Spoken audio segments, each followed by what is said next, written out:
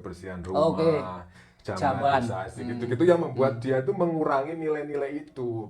Suka karena kan kita kan turun terus ini 2019 2020 itu pertumbuhan ekonominya turunnya parah. Kalau 2020 udah sampai minus kan.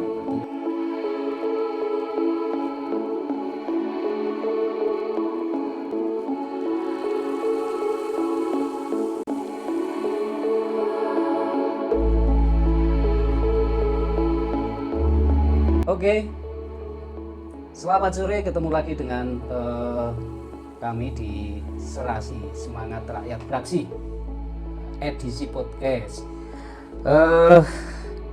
Pada edisi kali ini kita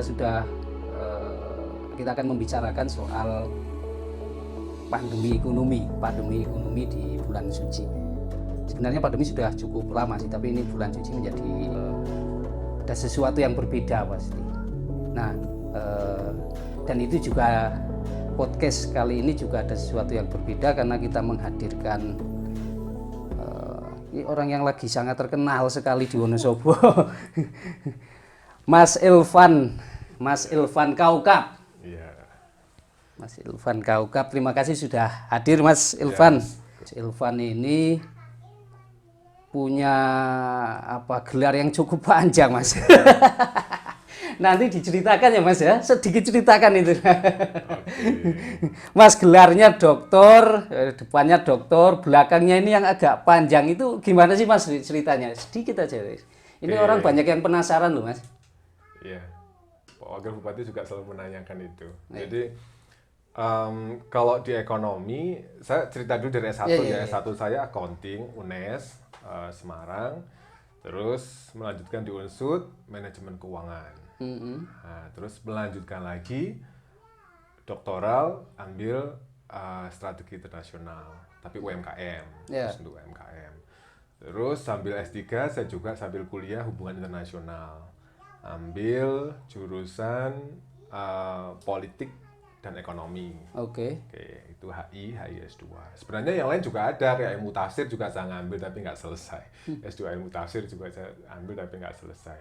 Kemudian yang belakang itu gelar profesi. Jadi harapannya karena nanti semakin ke sini orang atau lembaga atau perusahaan itu akan mencari orang yang punya gelar profesi. Misalnya spesialis lah. Misalnya kalau dokter umum itu orang sudah tidak lagi mencari, pasti akan sakit gigi ke dokter gigi.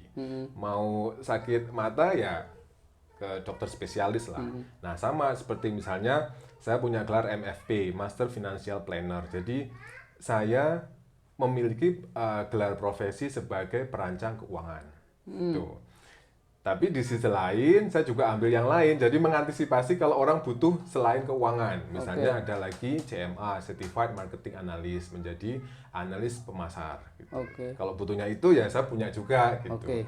Terus yang ketiga itu ada CHRA, itu SDM, Certified Human Resources Analyst. Jadi kalau kita mau merekrut karyawan, itu yang dibutuhkan itu yang memiliki profesi CHRA. Gitu. Kalau CRBC itu khusus untuk orang-orang yang ingin jadi komisaris bank.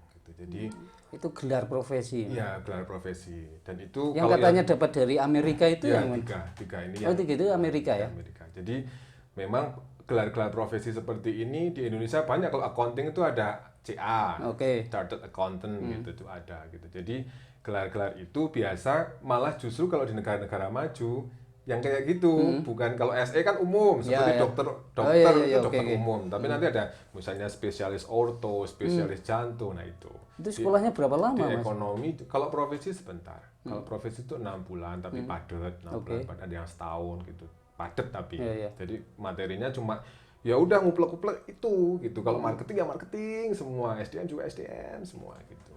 Jadi memang lebih lebih spesialis.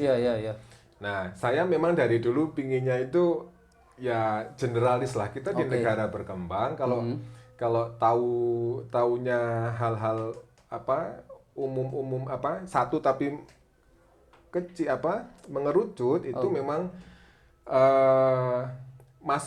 masih kurang. Kalau di negara berkembang tuh jadi generalis saja. Jadi saya ambil ini tuh biar tahu banyak. Biar tahu banyak. Tapi saya ngambil spesialis juga karena biar tahu banyak tapi dalam gitu. Jadi apa ya, bukan karena koleksi gelar, enggak, karena memang kebutuhan dari lembaga kan beda-beda. Contohnya seperti kemarin ada perusahaan hire saya untuk, Mas tolong rekrut karyawan baru. Saya punya CHRA, Certified Human Resources Analyst. Jadi menganalisis orang ini cocok enggak, menganalisis orang ini sesuai enggak, kompeten enggak, gitu. Kalau marketing juga marketing.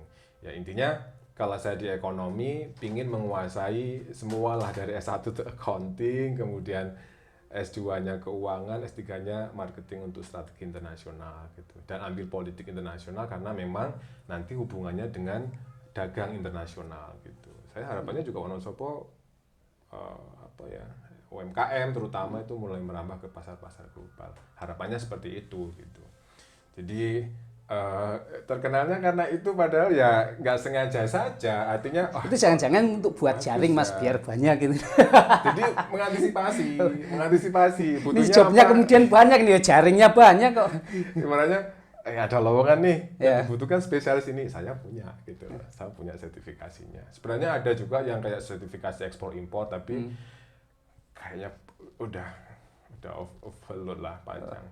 Dan ada satu yang belum selesai sebenarnya. Untuk S3 hubungan internasional itu saya ngambil di luar, cuman karena kemarin pandemi jadi nggak bisa berangkat gitu. Saya kan meneruskan dari S2 HI ke S3 HI.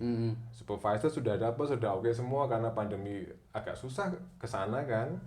Jadi nanti di sana dikarantina 14 hari, jadi repot. Mungkin September akhir tahun ini coba untuk ambil lagi. Kalau waktunya memungkinkan. Ini kan sudah ibaratnya hiburan ya. Artinya kan strata 1 sampai 3 sudah selesai. Artinya kalau saya mengambil lagi sampai ke strata 3 hiburan aja, hiburan luar biasa ini ya. Yang membanggakan Mas Elvan Kaukam ini asli Kalibuber ya Mas ya. Asli Kalibuber. Masih muda lagi. Udah promosi sebenarnya. Mas, biar teman-teman yang muda bisa mengikuti Mas Elvan, seperti apa Mas? Sarannya Mas, ben bisa duwe akeh ngono iki. Sebenarnya yang begitu banyak itu. Saya bersaing dengan imajinasi saya sendiri. Saya pengen jadi orang apa seperti itu? Ini gitu. Bersaing dengan imajinasi. Ya, saya membayangkan ada sosok yang saya pingin seperti itu gitu loh. Tapi saya nggak bisa mendefinisikan. Makanya saya nggak pernah bersaing dengan teman sekampung lah, teman seprofesi, enggak. Karena saya punya bayangan tentang diri saya. Saya tahu tentang hal ini, saya tahu tentang ini. Jadi saya lebih mengerucut ke apa yang saya mau gitu. Bukan karena tuntutan atau apa, enggak. Saya pun dulu waktu misalnya saya ambil S3 waktu itu. Teman-teman kan saya ajak, ayo pada kuliah. Enggak lah, ngajar S1 kan S2 cukup. Nah kalau saya ngikut mereka ya saya nggak dapat apa-apa gitu. Saya mikirnya ya itu pencapaian diri, artinya tidak karena tuntutan profesi atau apa, enggak, karena pencapaian diri. Saya senang saja dapat itu, meskipun repot, susah, habis uang banyak, tapi ya senang-senang saja gitu. Artinya tidak melihat, kalau saya mengikuti lingkungan, saya anak Kalibuber gitu kan, ya udah gitu-gitu aja gitu. Artinya ya kita akan ada progres kalau kita hanya mengikuti lingkungan yang di sekitar saya kan, ya lingkungan yang biasa. Tapi sekelas Mas Elvan ini kok mau ya pulang ke Wonosobo gitu ya Mas? Padahal bisa buka kantor konsultan, bisa dosen di luar, di kota-kota besar. Bahkan pertanyaan itu muncul tadi pagi dari Mbak yang untuk podcast siapa ya? Oh ya. Kok masih mau pulang gitu? Sebenarnya ya alasannya saya punya orang tua sepuh, ibu yang mungkin ya agak apa ya, saya terlalu berat untuk meninggalkan. Saya ragil gitu, dan tinggalnya hanya dengan saya. Meskipun ya keluarga banyak di lingkungan sekitar. Cuman saya lebih nyaman. Dulu juga sama, saya diterima di Amerika, pulang. Waktu di Jakarta udah mau berangkat, mau sign kontrak, saya pulang. Saya ingat, aduh, iya kalau saya di sana itu artinya orang tua sih kalau dipamiti tetap monggo-monggo saja dimanapun anak-anak saya, yang penting waras lah gitu lah. Tapi saya rasanya kok nggak tegel gitu. Akhirnya waktu pagi mau sign kontrak di Jalan Sudirman Jakarta, saya pulang malamnya. itu kena denda banyak banget karena kan semua penerbangan dan lain sebagainya sudah di ini. Dan saya mulai lagi untuk dari nol lagi untuk ya oke lah di Wonosobo adanya gini gitu. Tapi sih sekarang ya meskipun di Wonosobo tapi tidak menutup kemungkinan kan untuk tetap ekspansi keluar. Saya juga kegiatan-kegiatan kampus tidak hanya di kampus karena kalau saya memang mengajak teman-teman kampus ya, ayo kita keluar misalnya. Kan saya sering conference internasional ke negara mana. Kadang mereka berpikir, habis itu mending buat beli perabot. Nah saya bukan tipikal yang seperti itu karena itu toko-toko yang akan ada terus gitu loh. Sedangkan kesempatan untuk explore, untuk mengembangkan diri kan terbatas. Kita ada usia yang terbatas gitu. Jadi saya sendiri belum punya partner yang benar-benar seide. Jadi kemana-mana akhirnya sendiri terus gitu. Itu jadi untuk ngajak di lingkungan saya pun di kampus agak susah ya. Artinya cara berpikirnya beda gitu. Kalau saya memang banyak menjaring teman-teman dari luar, kemudian kadang kita saling sharing informasi gitu. Mas, sampean kan pernah keliling di 5 negara ya. Ceritakan dong pengalaman sedikit. Kayaknya menarik ini. Sebenarnya nggak cuma 5 sih, banyak. Banyak. Cuman karena suka, jadi apa yang bisa diambil dan bisa diceritakan ini? Sekilas saja. Saya punya dulu waktu SMA kan kita punya klub bahasa Inggris ya. Kita punya klub bahasa Inggris yang sama-sama pingin melalang buana lah ke dunia. Sekarang ada yang di Amerika, ada yang Ceko, tinggal saya yang ada di Kalibeber itu. Mereka juga, kamu masuk di Kalibeber sih, udahlah pindah ke sini. Banyak juga yang teman-teman yang akhirnya pindah ke warganegaraan. Tapi buat saya tetap Indonesia. Cuman kalau main ya oke lah gitu. Jadi kalau keluar buat saya itu lebih mendewasakan diri karena kita tidak terlalu bergantung dengan orang. Kalau di sini kan modelnya bahkan kemana-mana itu kita kan sifatnya negara kolektivisme ya. Kolektivisme itu bahkan ke WC pun gandengan. ke kantin sama makanya saya mengajar ke mahasiswa coba menjadi independen atau individual itu bukan berarti negatif. Individual itu kita percaya pada diri kita untuk melakukan banyak hal. Nah, kalau kita keluar, saya kan sering juga banyak kendala lah di luar, tapi saya harus menyelesaikan sendiri dalam waktu yang cepat karena di negara orang. Nah, itu akhirnya kita udah terbiasa dengan problem solver gitu. Jadi menjadi orang yang mampu cepat untuk mengambil keputusan. Jadi misalnya saya pernah pesawat udah mau berangkat nih. Saya tidak tahu kenapa nama saya itu kan dulu ke Arab-Araban. Gitu ada sebenarnya Muhammad Elvan Kaukab itu. Awalnya juga Muhammad suruh dibuang, imigrasi udah dibuang saja karena waktu itu lagi musim banyak teroris. Akhirnya saya buang nama Muhammad, tinggal Elvan Kaukab. Yang akhirnya berbuntut panjang bermasalah dengan nama saya. Karena ke Timur Tengah nggak bisa namanya cuma 2. Elvan Kaukab kan kurang 1. Akhirnya saya, tiwas Muhammadnya udah dibuang kan. Akhirnya saya pakai nama bapak saya, Jufri, Elvan Kaukab Jufri. Waktu ke Amerika nggak boleh, paspor dan ijazah harus sama. Wah, kita kan jadi sama akte, harus sama. Nah, padahal kan nggak sama itu. Akhirnya saya ke pengadilan ganti nama. Itu proses sidang akhirnya ganti nama. Akhirnya nama saya Elvan Kaukab Jufri. Saya ke sekolah ke tempat ke Unsud, ke alma mater, mereka nggak bisa ganti ijazah gitu. Akhirnya kan namanya berantakan sekali, ada M. Elvan Kaukab, ada Elvan Kaukab, ada Elvan Kaukab Jufri. Nah, itu yang membuat sering sekali di imigrasi banyak pertanyaan dan kadang kita saya untuk perpanjangan paspor saja karena 3 jam diwawancarai. Wawancara bisa dipanjang. Iya, karena namanya beda-beda. Takutnya kan mungkin orang yang menyamar atau apa. Saya ceritakan kronologisnya. Sehingga ke mahasiswa saya sering menceritakan terkait gimana sih cara ngasih nama bayi. Itu penting sekali. Kan orang tua kita nggak pernah tahu. Orang tua kita tuh anaknya mau kemana kan nggak pernah tahu. Seperti singkatan itu jangan sampai muncul. Nah, dulu kan M titik, padahal di paspor nggak kenal itu. Atau mungkin yang orang Islam pakai apostrof, pakai misalnya alimah itu kan pakai itu kan, itu tidak akan terbaca di paspor. Nah, itu yang harus dihindari, minimal 3 kata, tidak boleh lebih dari 32 digit. Nah, itu yang dapatnya itu dari pengalaman, karena nggak ada aturan main baku terkait nama. Nah, biar di semua negara diterima, kita harus minimal 3 kata, maksimal 32, biar nanti LJK ngisi ujian itu kan maksimal 32. Nah, orang kan mungkin nggak berpikir ke sana, orang tua ngasih nama-nama saja gitu. Nama saja jadi masalah kayak ini. Itu masalah rumit sekali, dan itu nanti saya waktu ke Thailand dan saya mau waktu ke Vietnam dan saya mau menembus ke Myanmar, Kamboja, itu juga sama. Ya karena namanya yang kan mereka cek computerized kan, gitu. Itu juga dipermasalahkan. Jadi kadang kita sudah, pesawat jam segini kita masih berurusan dengan birokrasi di situ. Itu nama tampak sepele tapi ya. Oke. Kita akan membicarakan yang agak serius Mas, sesuai dengan tema ini.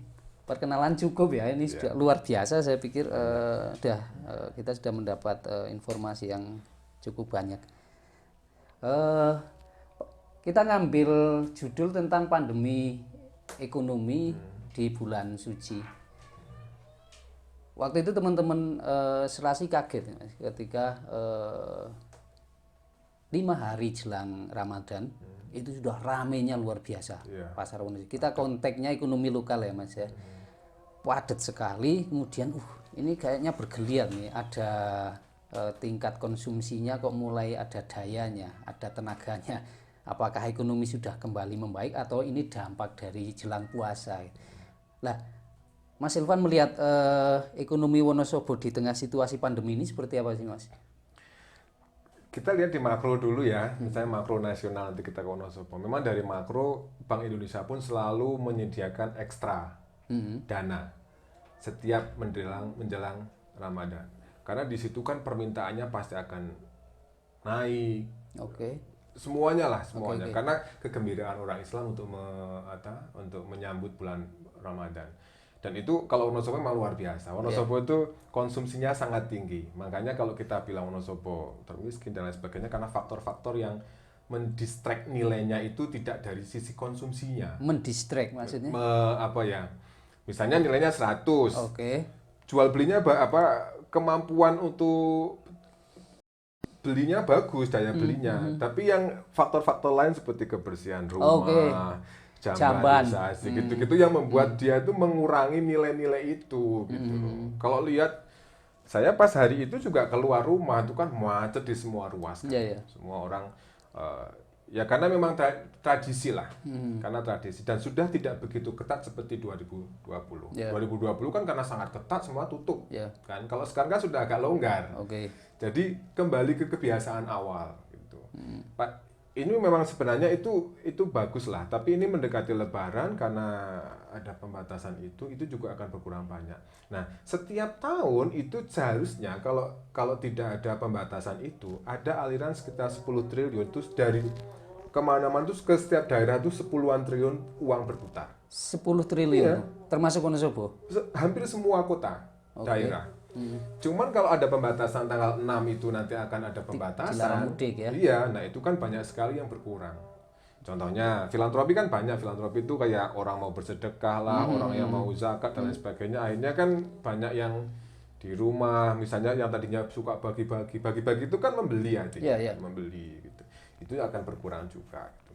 Jadi prediksi dari INDEF, Institute of Development Economic and Finance, itu INDEF yang kita biasa baca dari prediksi-prediksi mereka, itu akan ada penurunan 17% gitu. Karena ada aturan pembatasan itu. Meskipun sekarang orang mau beli online juga bisa, tapi online kan juga banyak yang dari luar, tidak semua dari lokal. Produk-produk UMKM juga kadang masih sedikit yang di online kan, masih ya kalau di Wonosobo kan masih toko gitu ya, masih banyak seperti itu. Tapi fenomena yang ada di Wonosobo karena ada pelonggaran pembatasan orang keluar rumah gitu. Jadi sekarang kan orang ya sekarang udah lebih longgar kan, jalan-jalan udah mulai ramai. Kalau 2020 kan itu bukan longgar itu Mas. Itu memang orang melonggarkan sendiri, enggak pemerintah yang melonggarkan. Artinya tidak ada misalnya Satpol PP yang beroperasi. Jadi kan orang santai gitu. Kalau dulu kan semua toko tutup. Sekarang kan toko nggak ada aturan tutup. Jadi tetap buka lah. Ketika ada kesempatan itu ya orang udah seperti biasa lagi gitu. Ini akan berdampak pada ekonomi Mas. Sangat berdampak gitu. Dan sebenarnya saya suka melihat itu. Ya. Suka, karena kan kita kan turun terus ini 2019, 2020 itu pertumbuhan ekonominya turunnya parah. Kalau 2020 malah sampai minus kan, artinya dari Sri Mulyani pun ya buat statement kita nanti 2021 akan membaik lah. Kalau koran tadi pagi sih mentargetkan 5,55 ya, pertumbuhannya semakin membaik. Kalau Wonosobo sih ya turunnya kemarin saja 2020, tapi saya kira 2021 akan mulai membaik. Memang dari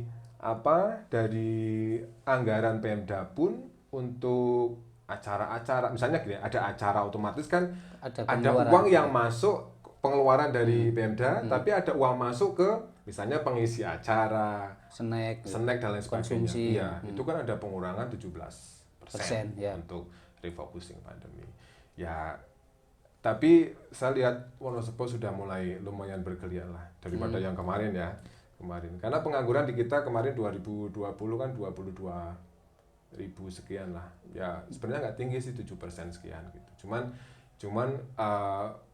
pengangguran yang dikarenakan pandemi kan juga banyak. Artinya yang tadinya jualan karena nggak laku jadi tutup gitu kan banyak juga. Nah sekarang udah mulai bergeliat. Belakangan pemerintah sebenarnya mulai ketakutan sih sebenarnya, agak rame itu mereka mulai kemudian turun. Satpol PP beberapa kali juga mulai turun. Tapi di sisi lain ini guyonan saya dengan komisioner KPU sebenarnya. Ekonomi Wonosobo itu bergeliat kalau ada dua hal. Yang pertama itu bulan Ramadan sampai Idul Fitri. Yang kedua kalau ada pilihan legislatif. Katanya begitu. Pilihan pemilu itu kok ekonomi pasarnya itu bergeliat. Iya. Bener nggak sih Mas? Iya benar. Itu nggak cuma Wonosobo sih, itu nasional seperti itu. Jadi ada expenditure ada pengeluaran yang besar-besaran gitu. Itu pasti. Karena ya politik transaksional kan tetap ada. Kita nggak munafik itu akan politik uang. Itu dampaknya ke pasar sih. Iya, kan ada uang berputar.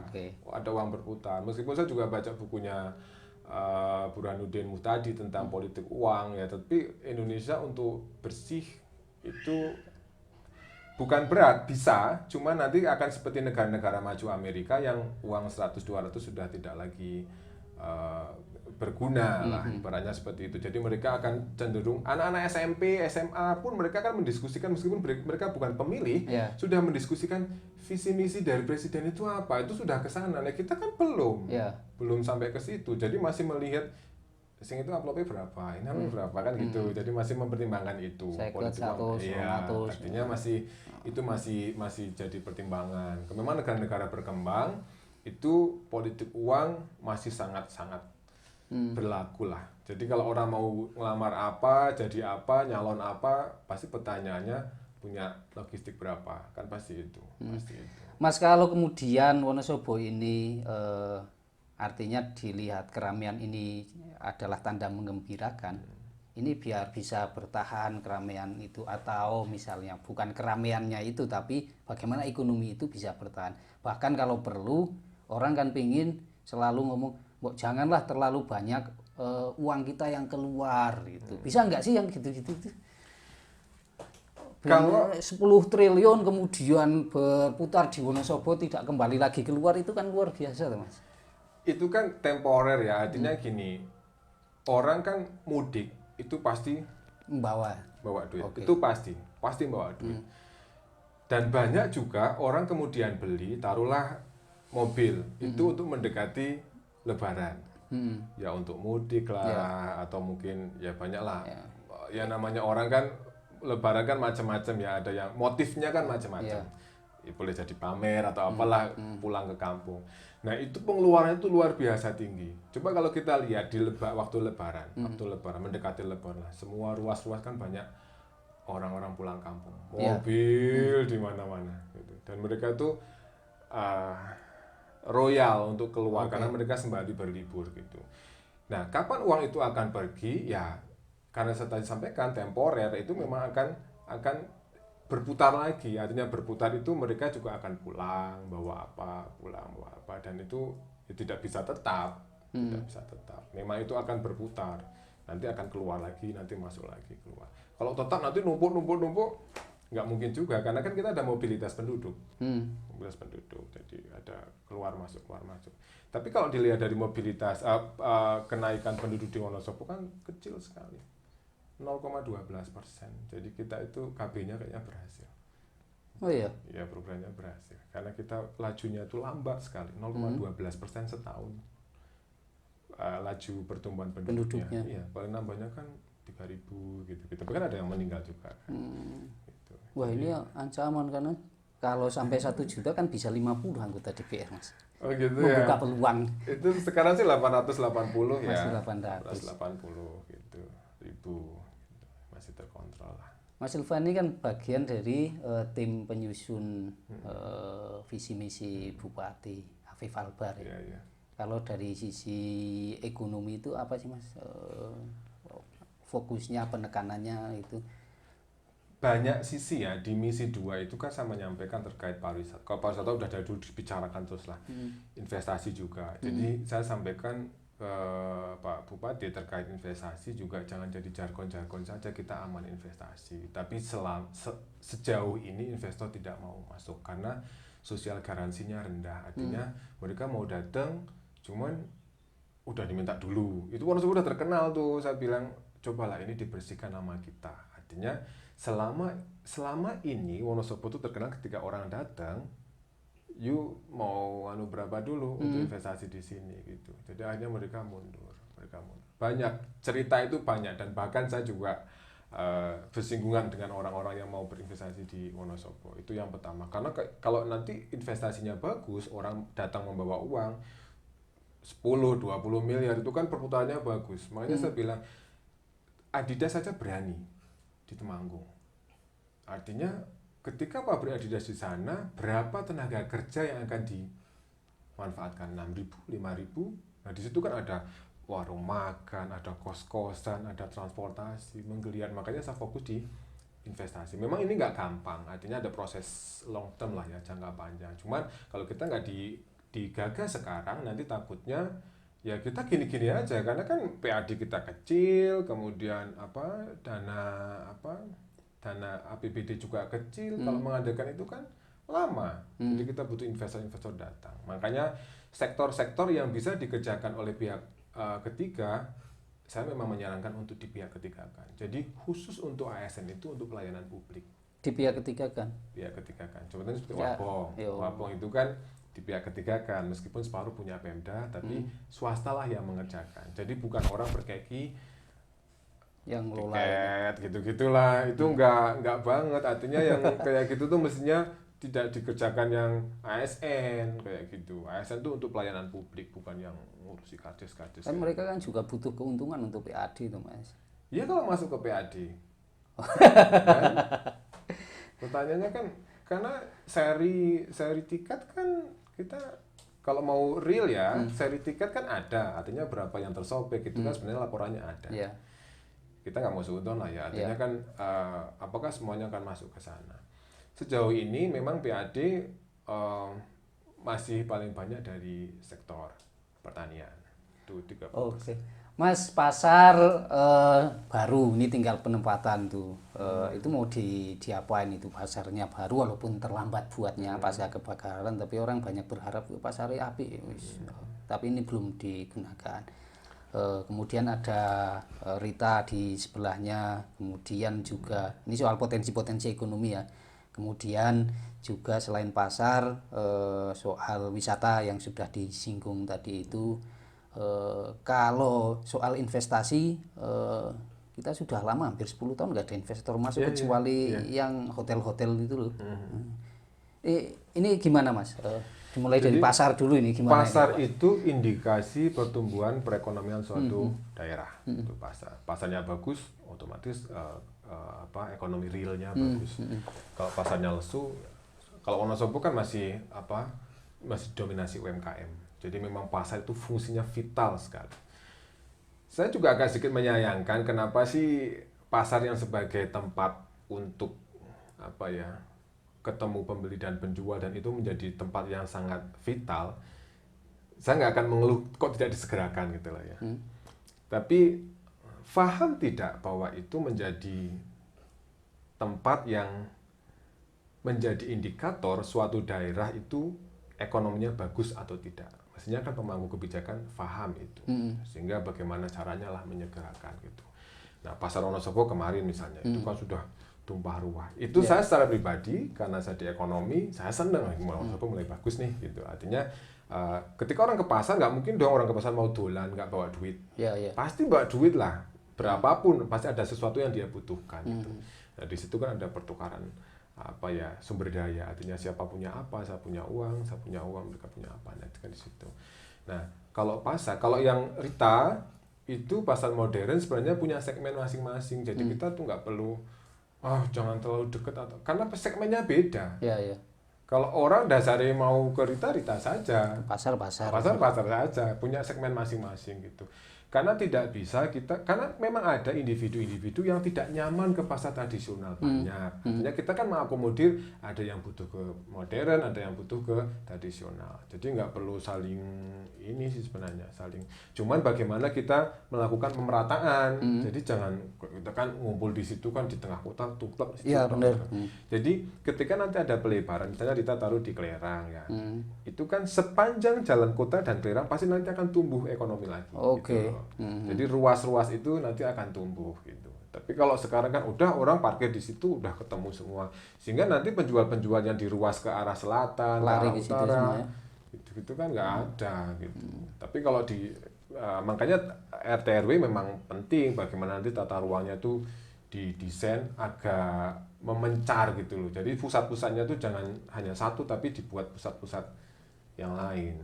Ini nggak tahu Rita sampai kapan dan segera untuk dipindah ke sana. Kalau kembali ke pasar tradisional itu orang selalu beranggapan kumuh, kemudian tidak tertata rapi. Ini mumpung baru misalnya.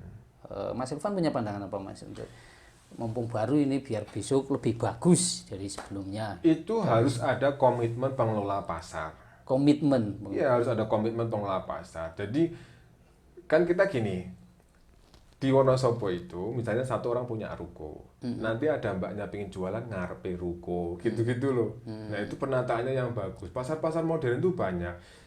Saya tuh pernah pergi ke namanya Pasar Nong Notch, itu di Bangkok. Di sana itu kita belanja itu dengan sangat nyaman sekali dan jalannya itu nggak empet-empetan, itu nggak. Dengan sangat nyaman itu gimana Mas rasanya? Ya maksudnya bersih, rapi, gitu-gitulah. Jadi memang tidak ada di kita kan kadang gelar tikar udah jualan di situ karena ada pembolehan sehingga orang akan mengulang gitu. Memang kadang kalau kita ngomong kasihan rakyat kecil tapi bagaimana kita mengedukasi mereka agar pasar itu nyaman. Orang kalau nggak nyaman kan akhirnya males orang mau ke situ. Tapi kalau nyaman ya orang akan senang gitu, meskipun yang tadinya suka yang ke pasar modern, ke pasar tradisional pun kalau konsepnya itu nyaman orang akan datang. Jelas nggak kumuh lah, nggak ya kadang gitu. Nah itu komitmen dari pengelola pasar. Bisa nggak? Kadang kan gini, orang yang gelar tikar pun disuruh bayar mau. Gitu. Nah karena itu kan usaha kan punya hak usaha bayar kok. Nah itu komitmen dari pengelola pasar. Kita cobalah untuk meminimalisir kayak premanisme apa. Nah, dinas pasar lah yang harus kerja serius untuk hal ini. Bagaimana senyaman mungkin. Pasar Ungaran itu saya lihat udah. Dulu kan saya kan kuliah di Semarang, jadi kadang ke area situ ya kumuh gitulah kayak Wonosobo zaman dulu. Sekarang tuh ke sana tuh jalan 4 meter ya. Jalan antar penjual tuh 4 meter. Jadi kita nggak ada apalagi yang mungkin bawa barang terus nyingkir-nyingkirkan orang. Dulu kan kayak gitu. Nah, itu yang perlu dihindari. Kadang beberapa orang yang nggak suka terlalu banyak orang padahal mungkin barangnya lebih seger, lebih fresh, tapi karena lingkungan yang seperti itu. Nek saya tetap harus dinas pengelolanya yang harus punya komitmen bagaimana tetap katakan modern bersih, kemudian rapi, itu dijaga gitu loh. Jangan terus karena buka lapak dan mereka mau bayar terus dibiarkan. Pembiaran itu sebenarnya, pembiaran itulah yang akhirnya jadi kebiasaan mereka. Orang apa kok jualan kayak gini boleh kok. Nah itu